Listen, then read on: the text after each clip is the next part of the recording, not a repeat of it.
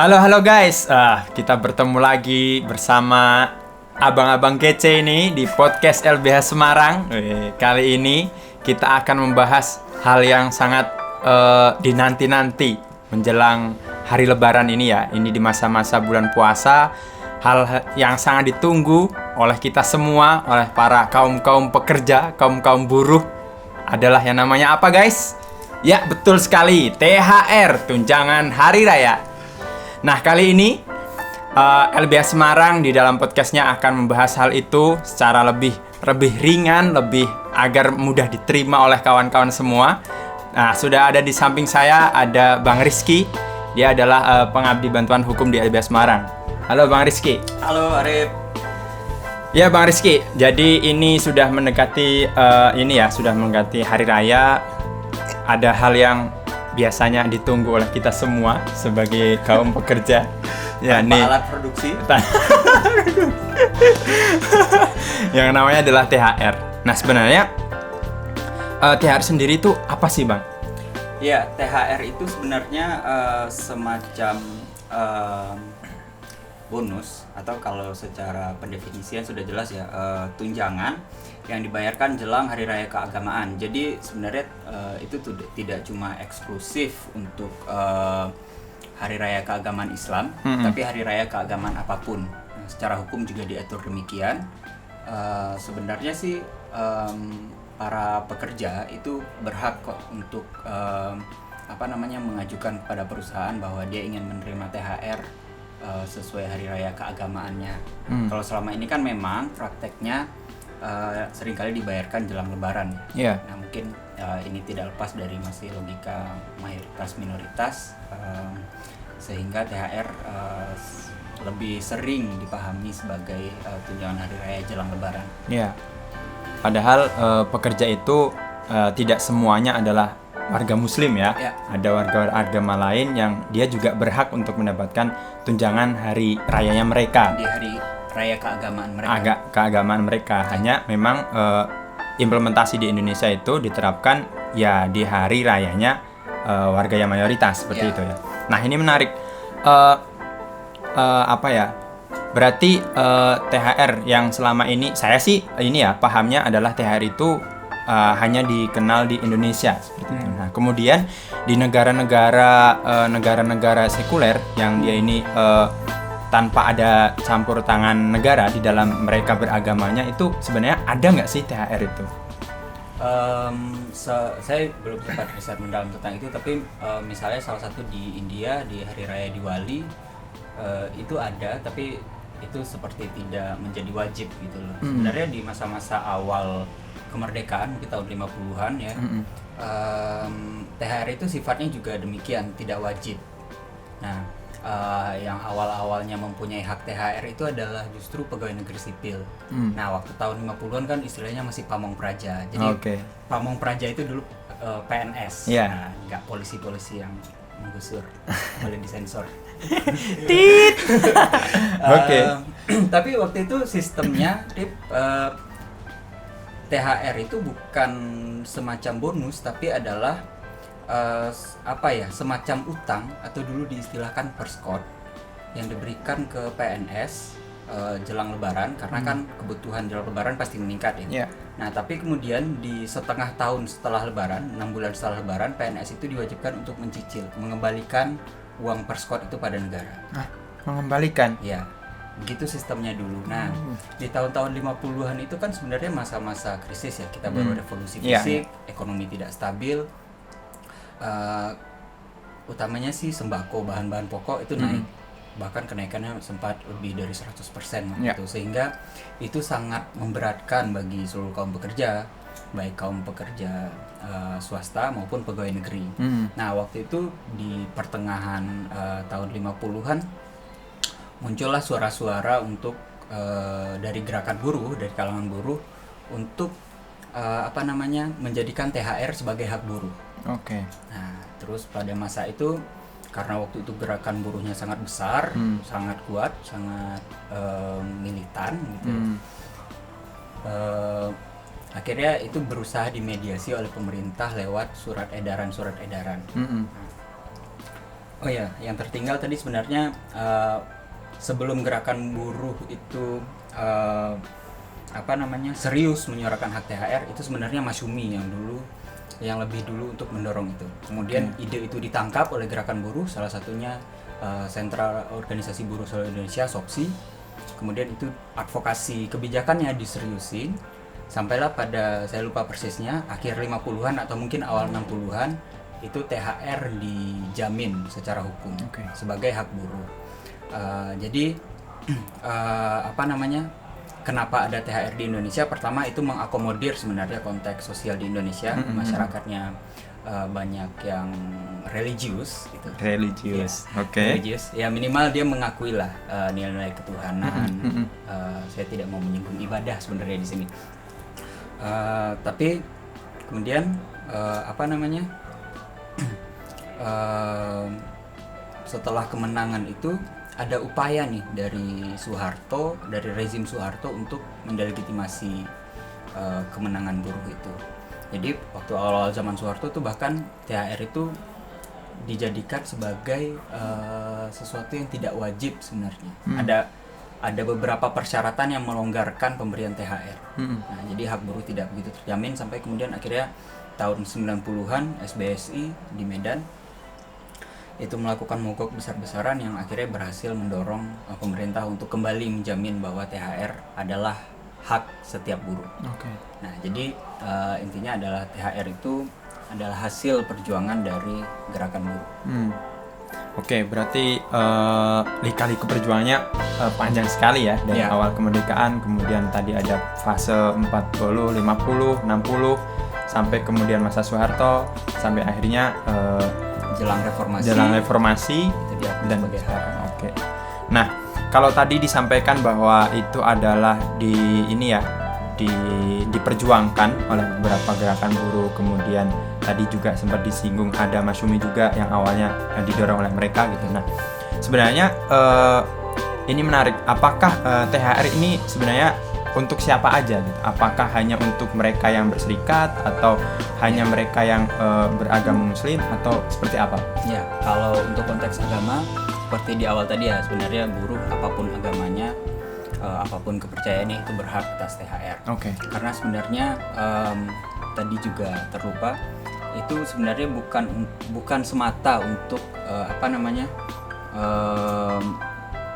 sebagai bentuk dukungan untuk setiap buruh dalam merayakan hari raya keagamaannya, tapi itu semacam kompensasi karena disadari betul bahwa selama ini adalah upah buruh itu terlalu kecil, tidak layak. Nah, jadi itu yang pertama. Jadi semua pekerja terlepas dari apapun agamanya.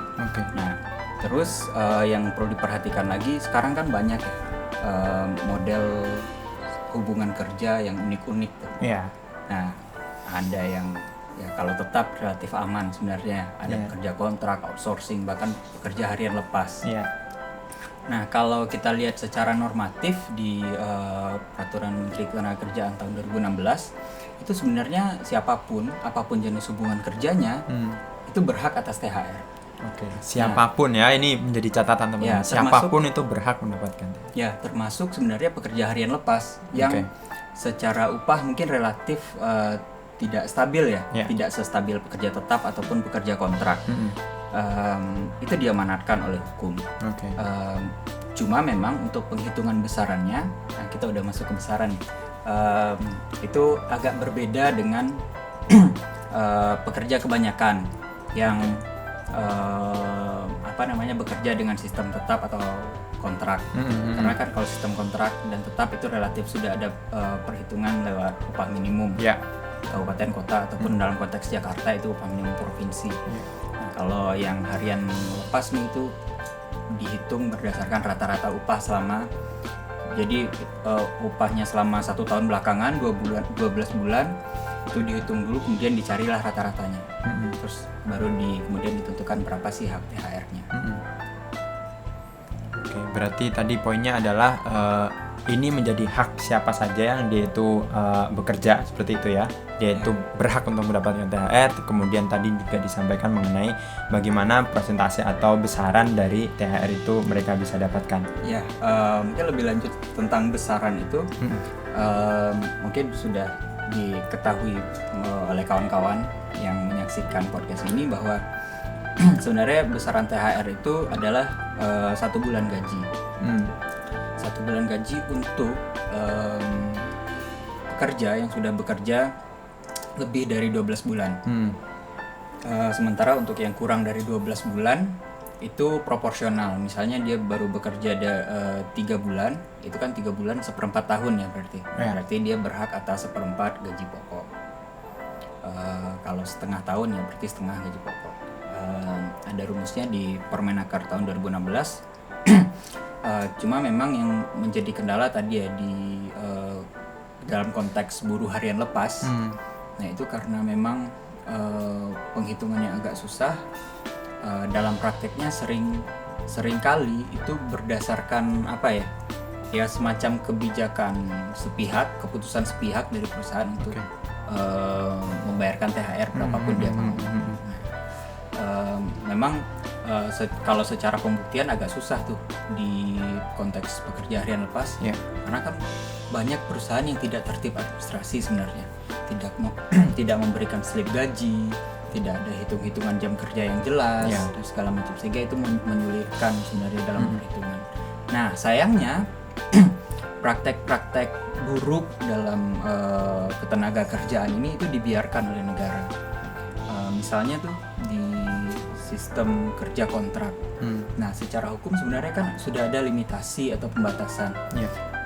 Pekerjaan-pekerjaan yang bagaimana sebenarnya yang bisa dipekerjakan dengan secara kontrak.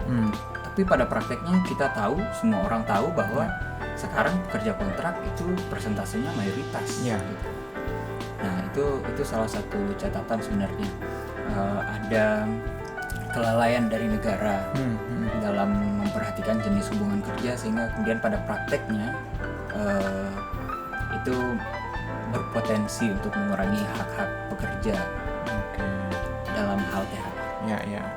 Jadi berkaitan dengan kontrak itu selain berdampak terhadap THR juga bagaimana berdampak terhadap ketika mereka diputus hubungan kerjanya, seperti itu ya. Nah menarik kalau diputus hubungan kerja berdasarkan Permenaker tahun 2016 itu dinyatakan sebenarnya untuk pekerja tetap yang di PHK dalam kurun waktu 30 hari jelang hari raya keagamaan itu masih berhak atas THR. Jadi meskipun hubungan kerja sudah putus, pun pekerja kemudian menerima, mungkin alasannya adalah memang pengen istirahat, pengen pindah tempat kerja atau apapun, dia tetap berhak. Meskipun hari rayanya masih sebulan lagi, itu dia tetap berhak.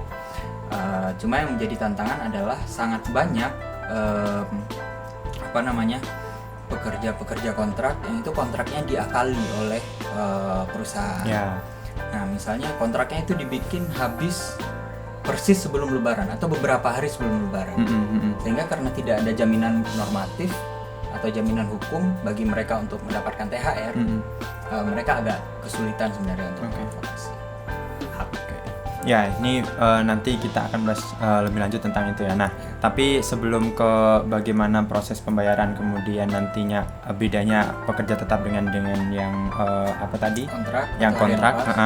Nah, tadi kan berapa kali di dalam peraturan itu dijelaskan bahwa bagaimana mekanisme pembayaran ada yang 1 kali upah, kemudian ada yang 3 bulan upah itu, kemudian setengah. Nah, kalau di situ kan disampaikan adalah upah gitu ya. Nah sebenarnya bagaimana sih kalau pemberian THR itu bukan berupa uang gitu. Misal nih biasanya kan ramai ngasih parcel, ngasih sarung atau ngasih baju dan lain-lain. Nah apakah itu juga termasuk dikatakan THR atau tidak, atau bagaimana sebenarnya?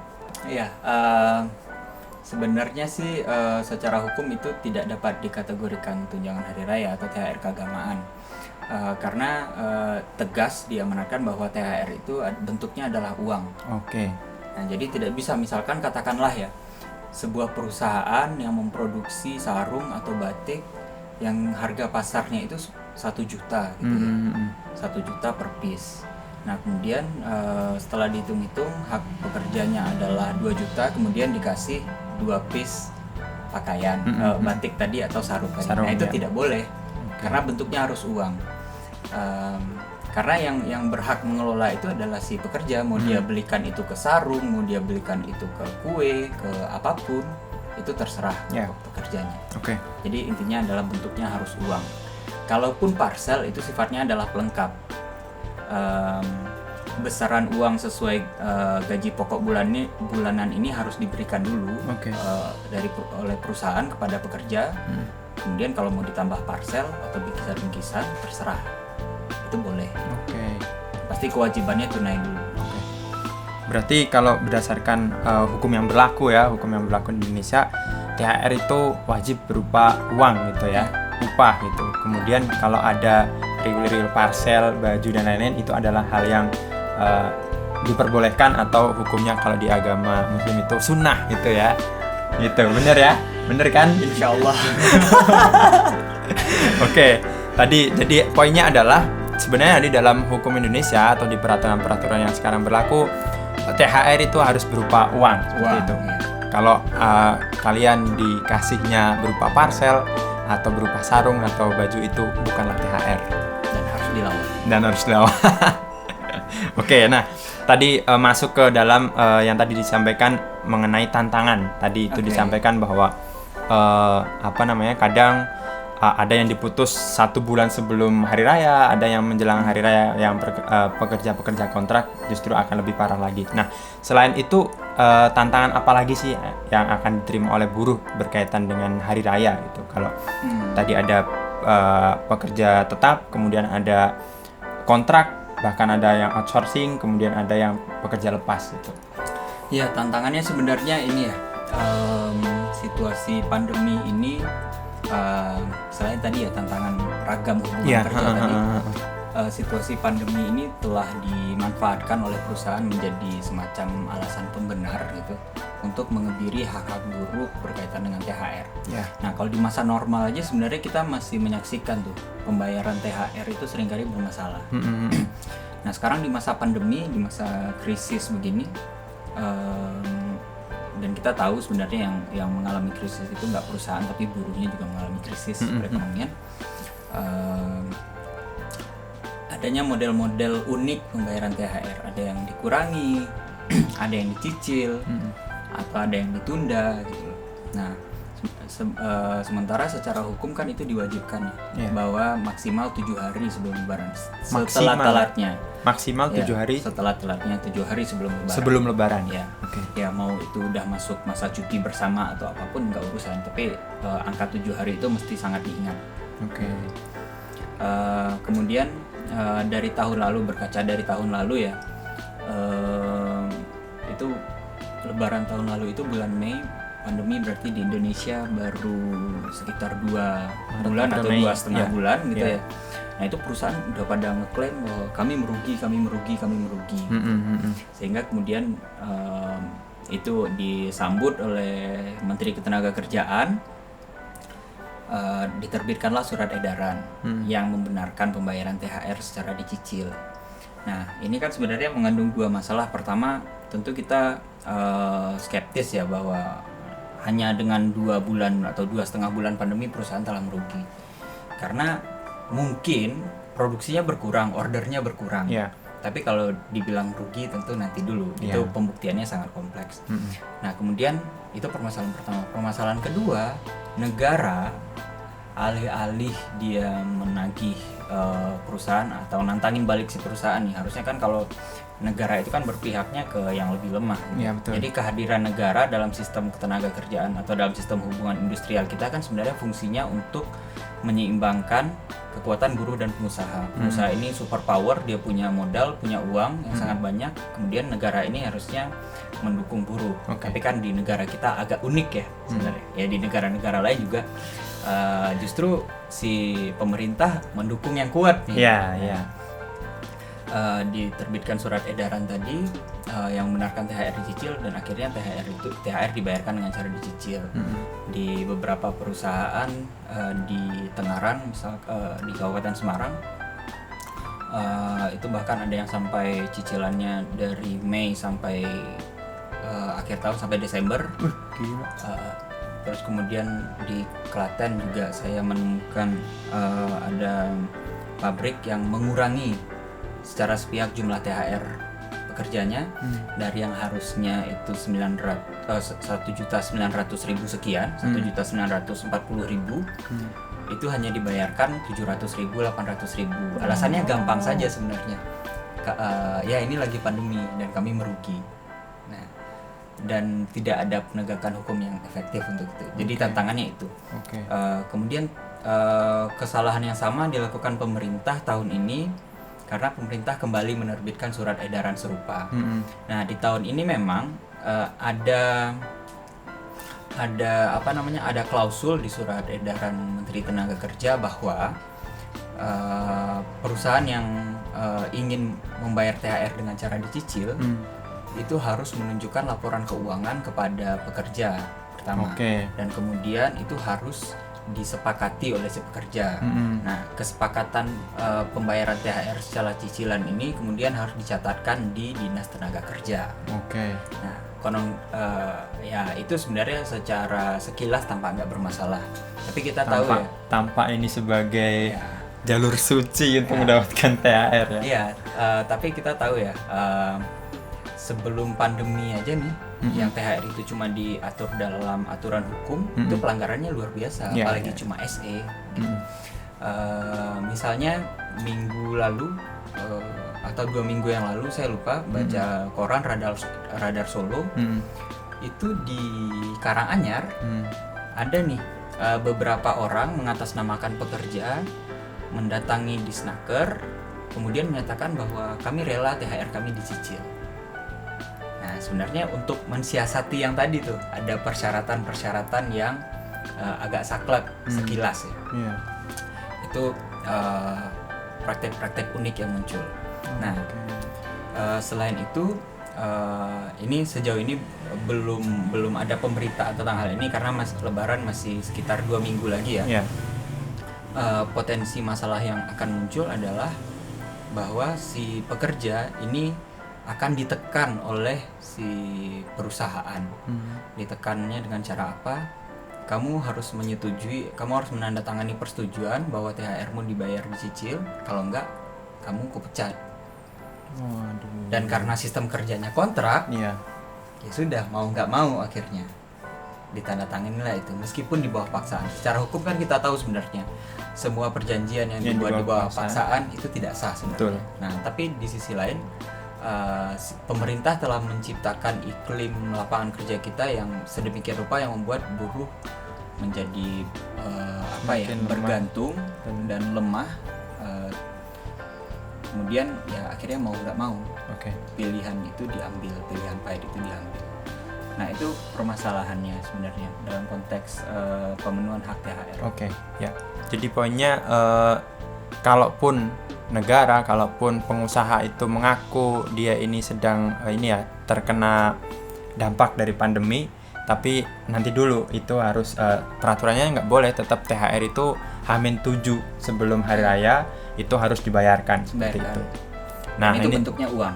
Dan itu bentuknya uang, bukan lagi parcel ya. Nah, ini tadi kita sudah berbicara banyak mengenai tantangan ya. Tantangannya ternyata cukup kompleks gitu. Kemudian apa yang solusi agar buruh di masa pandemi, kemudian menjelang hari raya seharusnya mereka bisa bersukacita dengan keluarga kecil mereka, karena hari raya adalah, kalau menurut agama Muslim, adalah suatu kemerdekaan, ya kan? Maka buruh juga harus bisa merasakan kemerdekaan itu. Nah, kemudian apa solusi yang bisa dilakukan di masa yang ini bisa dikatakan paceklik, pandemi seperti itu, kemudian di bawah tekanan-tekanan pengusaha yang itu diakomodir dalam kebijakan untuk meminimalisir THR itu?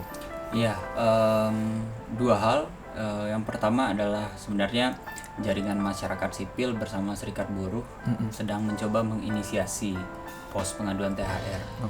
Untuk konteks Jateng, rencananya akan kita rilis tanggal 1 Mei bertepatan dengan Hari Buruh Internasional. Konteks Jateng nanti model pengaduannya online. Saya juga diinfokan sama teman-teman di Jakarta bahwa sekitar 2 hari yang lalu itu sudah dibuka pos pengaduan THR-nya. Oke. Dan harapannya di beberapa daerah juga ada. Jadi solusi yang pertama bagi kawan-kawan buruh pekerja yang mengalami masalah dengan THR, jangan ragu untuk mengadukan ke pos-pos pengaduan yang sudah dibentuk oleh serikat-serikat buruh dan jaringan masyarakat sipil untuk advokasi bersama. Nah, yang kedua ini sebenarnya lebih ke solusi jangka panjang. Nah, kita kan bosan menghadapi permasalahan yang sama setiap tahun. Betul. Dan negara ini kan makin lama makin lari dari yang semestinya ya. Kalau dari misalnya kita bandingkan nih, kalau sekarang kalau dulu tahun 50-an yang kita obrolkan di awal tadi, bahwa surat edaran itu justru untuk mengakomodir kepentingan buruh sebenarnya. Ya, harusnya ya. Surat edaran itu. Nah, tahun 50-an begitu modelnya. Karena belum ada jaminan hukum atas hak THR, ya udah sementara pakai surat edaran dulu. Nah, kalau sekarang kan modelnya unik nih. Justru surat edaran itu dibuat untuk memperlemah hukum yang ada. Nah, artinya begini nih, karena sudah jelas nih sebenarnya bahwa keberpihakan pemerintah itu bukan lagi ke pekerja. Nah, untuk jangka panjang bahwa buruh pekerja informal, formal, buruh pabrik, buruh kantoran itu mau tidak mau harus berserikat. Itu tidak hanya dalam rangka menuntut pemenuhan hak THR, tapi juga misalnya menghadapi tantangan yang semakin besar karena pengesahan Omnibus Law atau Undang-Undang Cipta Kerja. Itu akan menciptakan, kalau bahasa International Labour Organization, organisasi perburuan internasional, precarious work. Itu kondisi kerja yang buruk, suram, menjengkelkan, pokoknya segala yang buruk masuk di sana di term precarious work itu. Untuk menghadapi itu maka semua pekerja, semua buruh perlu berserikat. Karena apa? Karena kekuatan buruh itu kan sebenarnya di besarnya jumlah massa. Besarnya jumlah massa, kita tidak punya uang, kita tidak punya kekuasaan, maka satu-satunya yang bisa kita harapkan adalah massa yang terorganisir, solid, dan kemudian benar-benar berani untuk memperjuangkan hak. Nah, memang kita tahu ya bahwa apalagi untuk buruh-buruh kontrak menjadi serikat pekerja, menjadi anggota serikat pekerja atau mendirikan serikat pekerja itu bukan hal yang mudah karena ancaman PHK itu selalu di depan mata. Nah, tapi kemudian itu perlu dibangun kontak-kontak dengan serikat pekerja yang sudah ada. Bagaimana sih caranya meminimalisir resiko itu? Misalkan apakah mungkin kita ngobrol dulu secara senyap, nggak perlu terbaca, yang penting kan proses obrolan berjalan. Intinya serikat pekerja itu kan bahwa si pekerja dia sering kumpul bersama, mendiskusikan permasalahannya, dan kemudian saat mereka merasa bahwa para pekerja dan buruh merasa bahwa ada momentum yang pas atau mereka sudah siap, itu menghajar sejadi-jadinya sumber ketidakadilan yang dihadapi selama ini. Nah, itu intinya berkumpul saja dulu, tidak perlu langsung ujuk-ujuk ke Disnaker menyatakan pendirian serikat pekerja, besoknya di PHK. Intinya berkumpul dulu, ngobrol, sharing, hubungi serikat-serikat pekerja terdekat, susun strategi bersama, agar kita dari tahun ke tahun tidak menghadapi masalah yang sama, yang itu saja. Dan salah satu contoh yang sudah kita rasakan adalah THR ini. Itu adalah bentuk kesuksesan serikat buruh dalam advokasi. Itu adalah perjuangan dari serikat buruh. Kalau yang orang dulu aja bisa, kenapa kita enggak?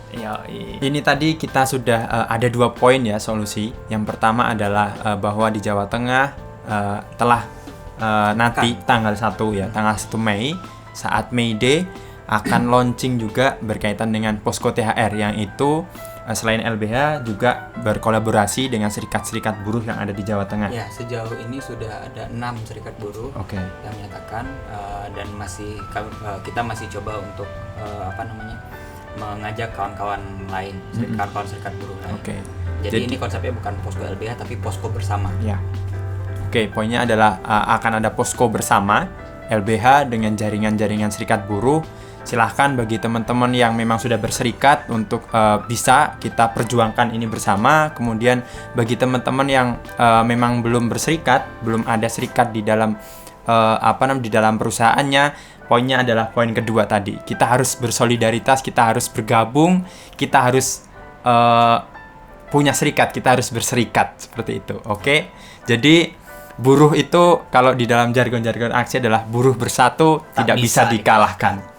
Wah, terima kasih Bang Rizky atas diskusi ringan ini. Ini cukup memberikan gambaran kepada kita, pada saya sendiri, pada teman-teman buruh, poinnya adalah siapa saja yang mendapatkan upah dan mendapatkan perintah maka dia itu buruh. Ya. Benar ya? Jadi meskipun dia itu berseragam di dalam ruangan ber-AC, ketika dia masih mendapatkan perintah dan mendapatkan upah maka dia itu buruh. Dan dia itu harus berserikat, karena tidak bisa kalau kita sendirian. Nah, itu adalah poin-poin tadi. Terima kasih Bang Rizky atas kesempatannya.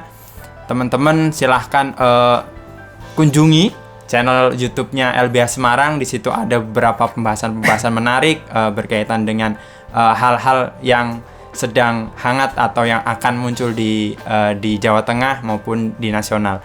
Terima kasih kepada Mbak Rizky, saya sampaikan. Nah, selain itu, untuk pertama adalah yang harus dilakukan teman-teman adalah selalu jangan lupa di subscribe channel YouTube-nya LBH Semarang ya. Kemudian di like, di share ilmu bersama Mbak Rizky ini di share kepada teman-teman buruh, teman-teman yang lain. Selain itu, teman-teman juga bisa berkontribusi terhadap gerakan yang ada di Jawa Tengah, terhadap gerakan bantuan hukum yang ada di Jawa Tengah, yang ada di nasional, dengan cara teman-teman bisa sedekah bantuan hukum. Jadi sedekah selama ini yang seharusnya kita biasa lakukan itu di masjid, sekarang juga bisa kita lakukan di gerakan-gerakan bersama, di gerakan-gerakan bantuan hukum. Yang itu juga sedekah itu bukan hanya untuk 1-2 orang, tapi itu untuk semua. Itu bukan untuk LBH, tapi itu adalah untuk semua orang yang sedang mencari keadilan, seperti itu. Cukup sekian podcast pada kesempatan kali ini. Terima kasih dan salam perjuangan.